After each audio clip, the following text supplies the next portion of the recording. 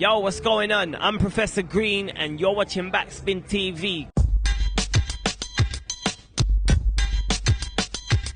I started rapping when I was 18. Started out freestyling, fell into battling, signed to the record label, which was run by Mike Skinner of the Streets. That went under before I could get my album out. I got stuck at Warner. It took me a year to get out my contract. I fell back into a whole heap of stuff I shouldn't have been doing, but then eventually got signed by Virgin, and here we are. I used to sell a lot of weed.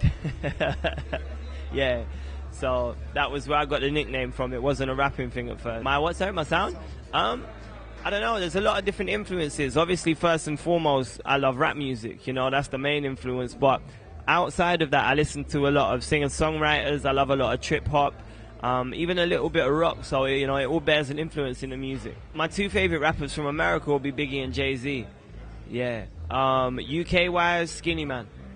Yeah, he's a good friend of mine as well. Yeah, like, I've known Sway for years, since I started coming up. When I first started battling, he was one of the first people that I met.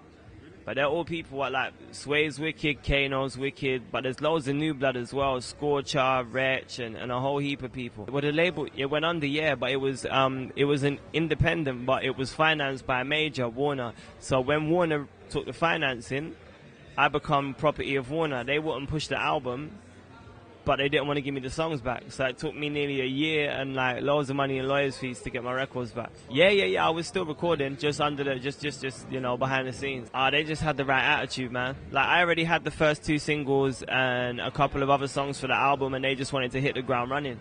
And, you know, they've stuck to everything they said. And they gave me, like, leeway to do what I wanted. They haven't tried to push me down a path I didn't want to go down. They've given me free reign to make the music I wanted to. No.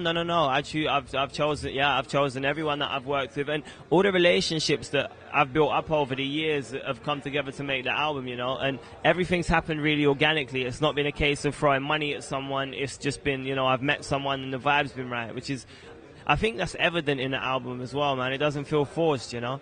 I think because hip-hop was born in America, so they're very, very used to hearing hip-hop, how they make it. So it's going to take an awful lot for someone from the UK to go over there and grab their ear, you know, and not just be a niche artist, but to actually blow like that. I think it's getting easier, though, because rappers, like, we used to be heavily, heavily influenced by the Americans, you know, and a lot of rappers had, you know, they suffered from Americanisms. You know, and the less that's happening now, the more popular, like, British rap is getting in England. And it's only it's only a matter of time before someone gets over there and is accepted. Yeah. We've got plans to go out there early next year, so yeah, I'm already starting to work. Yeah. Second, I was out here with Lily Allen last October. I was with Lily Allen. We done Berlin, Hamburg, and I can't remember where else.